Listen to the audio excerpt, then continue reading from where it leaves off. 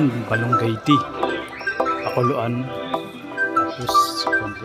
Lagyan tubig. Tapos, lagay na yung malunggay. Pag kumulo, ayos na. Yan, malunggay tea. Yan. Herbal tea. Yan, yun na. Sandukin na natin. Tapos, lagay na natin sa mug. Tapos, inumin na natin. Yan, yung malunggay tea. Vitamin C. Wala na kayo. Inumin na tayo.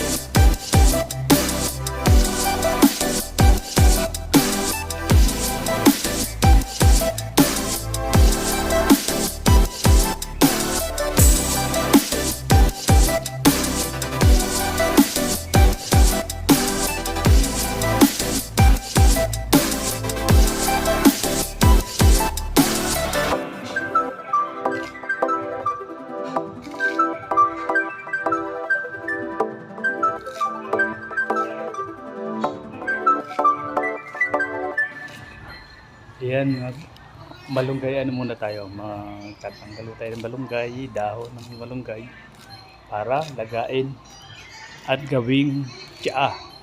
Sarap to. Guys, samahan nyo ako kung magtanggal ng, ng malunggay dito sa sanga, tapos natin ilalaga, lulutuin. Kasi ito ay isang herbal tea, malunggay tea. Kaya, tara na guys! Tikman nyo rin, subukan nyo. Mabisa, masarap.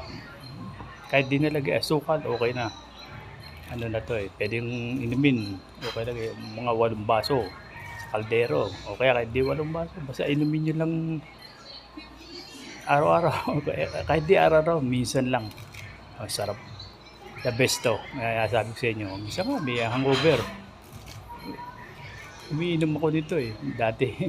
May hangover. Tanggal ka agad ang hangover kasi cleansing cleansing diet to Yeah. Tara na, samahan niyo ko. Shoutout po lang sa inyo. Shoutout din yung Kilianados and Kasangga Foundation.